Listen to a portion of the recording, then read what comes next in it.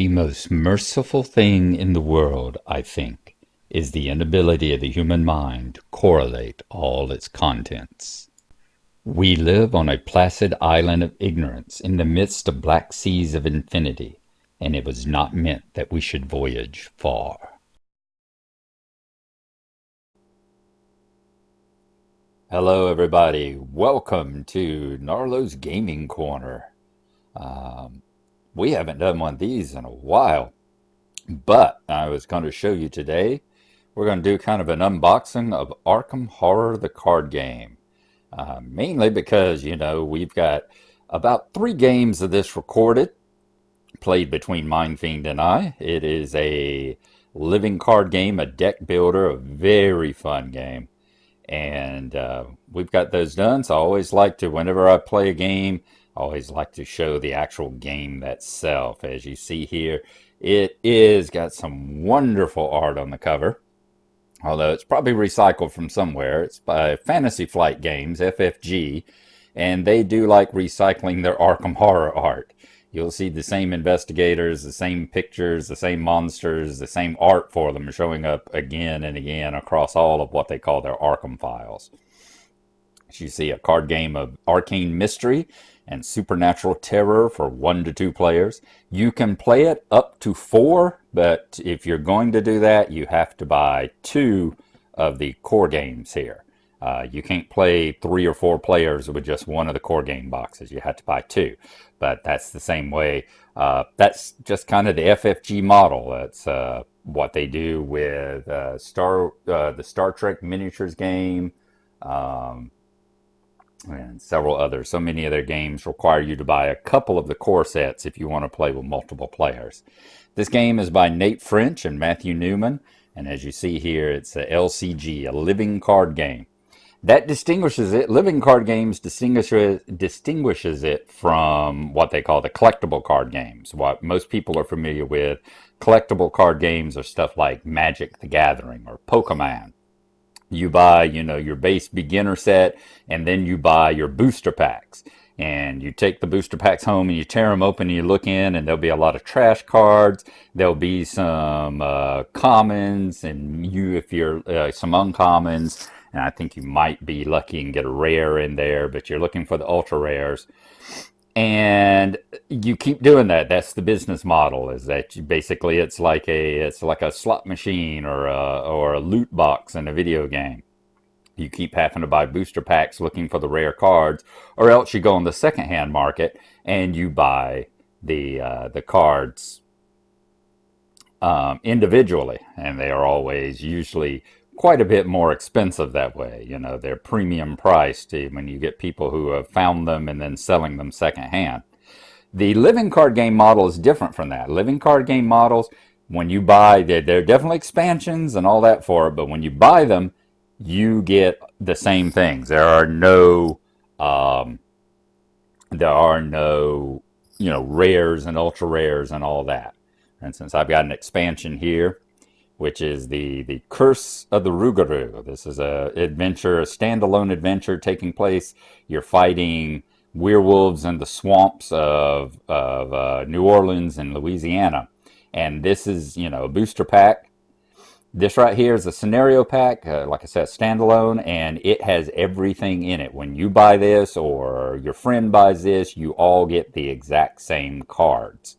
So that's the difference between a living card game and a collectible card game. Another great living card game is Lord of the Rings, which we'll show you sometime. I'm working on collecting all the Lord of the Rings stuff, and we'll play some games of that as well. The other part of the living card game model is that you get expansions for it. The core game here comes with 3 adventures inside. It's called the Night of the Zealot. And there are 3 scenarios inside of it that form a campaign. You lay the cards out, and this is what you'll see with the stuff that I've recorded. You lay the cards out, you play the first scenario, and then you write down the results. There are things you write down at the end of it that influence what happens in the second scenario, and stuff that happens at the second scenario influence as you go into the third scenario. So it comes with like I said, the 3 scenarios, the 1 campaign, and then you can buy more campaigns for it. For instance, Here is the Dunwich Legacy. The Dunwich Legacy is kind of a sequel to the Dunwich Horror. If y'all have ever read if y'all are familiar with Lovecraft, I love Lovecraft. Lovecraft is my second favorite milieu as far as when it comes to the fictional milieus here. Number one, of course, being Tolkien. I'm a great big Tolkien fan. Love Middle Earth, and Lovecraft is never going to replace Middle Earth for me, but it does come a second. It was the second mythos, the second world view that a writer had created that I do enjoy. So the Dunwich Horror is one of Lovecraft's stories where you've got the little, backwoods inbred village of Dunwich that has mysterious, horrible things going on with it. And of course, just like any of the Arkham or Eldritch stories, you've got a ragtag group of librarians, private investigators, street urchins, and that sort of thing who go forth and have to put an end to what's going on and try and stop the coming of the old ones and the end of the world. Dunwich Legacy, a Dunwich Horror, involved Professor Henry Armitage, which I think may have a card on the back here. Yep, there he is right there. Dr. Henry Armitage, who was the head librarian at Miskatonic University, he and two of his colleagues went to Dunwich and the Dunwich Horror and prevented the evil from happening that is going on. Well, in the Dunwich Legacy, it is several months after that, and you get a message from Dr. Armitage here because the two friends who went with him to Dunwich have gone missing, and he can't find them. So it looks like here we go again. So that's what you get. This is the adventure, and this comes with a bunch of new cards and counters and that sort of thing, and it comes with 2 scenarios. And then you buy the booster packs like what I showed you there, and you'll buy this. These are called the cycles. This is the Dunwich cycle. You buy this box set that has 2 scenarios, and then there are 6 more scenarios that you buy, just like the Rougarou there, that complete the cycle and complete the adventure. So each one of these cycles is a total of 8 adventures, 8 scenarios, with the results from one leading into the next, leading into the next. And there are, I think we're on the 3rd one. Yeah, there's the Dunwich Legacy. There is, I think, the Path to Carcosa is the 2nd cycle. And if I remember right, the 3rd cycle just started. We've got the box set, and there's like 1 expansion. One of the little boosters put out for it now called The Forgotten Age, I believe. So that shows you that. Well, we're going to take this away. I'm going to open up this, and we're going to show you what you get inside the box here. Before we open it up, let us show the back of it right quick. You see there, I love Lovecraft's quotes. The oldest and strongest emotion of mankind is fear, and the oldest and strongest kind of fear is fear of the unknown. In the sleepy town of Arkham, Massachusetts, a small band of intrepid investigators seeks to uncover the nature of a sinister menace that threatens humanity. But beware, the arcane realm holds countless terrors, and the investigators must take care to maintain a tenuous grip upon their very sanity and survive. So you see a 1 to 2, and these are co-ops. You aren't competing against each other. It's you and your companions are competing against the game itself, competing against the ancient evil which has woke up. Which, as usual, think of Pandemic or games like Dead Men Tell No Tales. They're hard. They are hard. The adventures have different levels of difficulty, but it's still a tough game. You're playing against the game, so you got to be on your toes and got to pull all the stops and all. And sometimes that's not even enough. As you see here, they recommend 14 and up, 1 to 2 players, and 1 to 2 hours. And the 1 to 2 hours, that seems about right. Strangely enough, it's a game box that actually gets the time down pretty well once you get your rules. So here we are. We've opened up the box. And looking inside, I have taken out the insert. There was a, a typical Fantasy Flight Games Valley insert in here, with the up and the valley in the middle of it and all. We've taken that out because once you sleeve everything and bag everything, they're not going to fit back in there with the insert. Your FFG catalog, what you always get. There's the campaign guide, which is the Night of the Zealot. This is the book that tells you how to set up each of the adventures, tell you what the chaos bag is what it uses instead of dice. You draw tokens out of a bag, and that tells you how to set it up depending on what you want. An easy game, I want to experience the story. Standard game, I want a challenge. Hard game, I want true nightmare. Or expert, I want Arkham horror. This right here, it would just not only be extreme skill, you'd have to have extreme luck to successfully complete the things to play Arkham Horror level.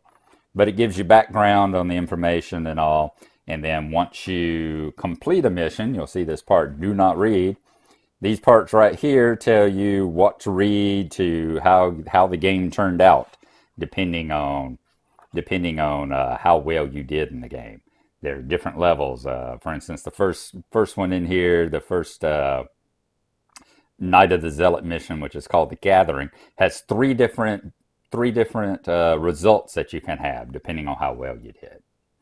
Next up is the Learn to Play manual. This is the one that basically walks you through the setup and everything of the first mission, the Night of the Zealot. And it goes through and tells you step by step, the way rounds go, the way combat works and all that stuff. Nicely illustrated, exactly what you would expect from FFG or Days of Wonder or an Asmodee game. Premium product, premium board game. Nicely illustrated and made there.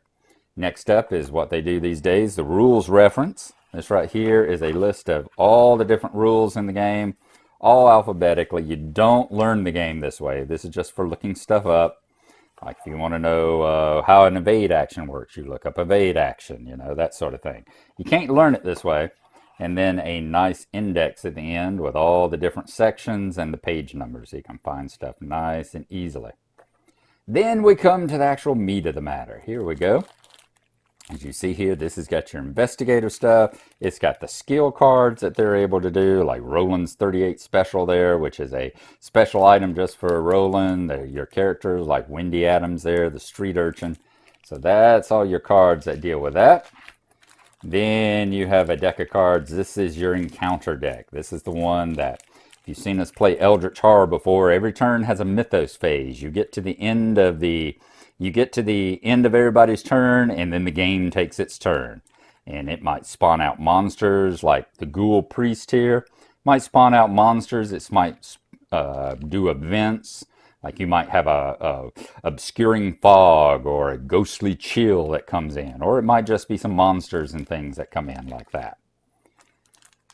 Next up, you have these are the cards here that actually form the game board.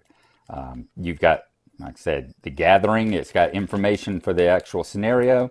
And then these cards like this, Ritual Site. These cards are laid out on the mat and they form the actual game board that you move around from location to location. And that's what these are. And things as the game advances, as the doom advances and new things happen in new parts of the scenario, those cards are in there too. You've got the character models, the little tokens that you use instead of miniatures, the tokens that you use to move around to the different locations. You've got resource crates here. These are basically money. This is how you activate cards, buy cards, put cards down from your hand. Those are there. You've got sanity tokens. Well, these are health tokens, little hearts, 1 to 3 health. You've got sanity tokens, which are the brains. These are 1 to 3 sanity. You've got the clue tokens and the doom tokens. They are flipped back and forth. As you see, one side has the clues. You have to find clues on the map to advance the story. And you try to advance the story before the doom markers come, who advance the forces of evil. And then here are the chaos tokens. These are the ones that go into a bag or a cup. These is what works as your dice. Your game's going to have anywhere from like 14 to like 18 or 20 of these put into a bag. They range from everything from like a +1 or a +2 all the way, there's a +1, all the way to like a -8. There's a -6 right there. And then there's special ones like the relic token there, and the chaos token, and there's an elder sign token in here, which is usually positive, but doesn't have to be. There's a skull token. They have special meanings depending on the scenario themselves. Okay, but there is something that I've done to, y'all have seen me before. I've talked about with Dead Men Tell No Tales, how I bling up my games, and I've done that with this one too, and I'll show you that here. So what we have here is a pack of game materials, a pack of game bling basically.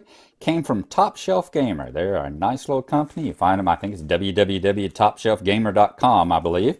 But they make kind of deluxe products for your games. They don't make games, but they make stuff to bling the games out with. And I've done stuff with that. I bought stuff from them for Dead Men Tell No Tales, which I'll show you one time too. But they sent this. They came nicely wrapped in kind of the Halloween spirit here. Came wrapped in the tissue. Had a nice thank you card on the inside, written by the people themselves. Let's go ahead and pop it out. This is the deluxe token bundle, as you see here, for Arkham Horror, the card game. It could also be used for any of the Arkham Horror games, really. And as you see here, you have little tiny magnifying glasses that go for the clues. You've got the little crates here, which you use for the resource markers. Skull markers here to keep track of doom.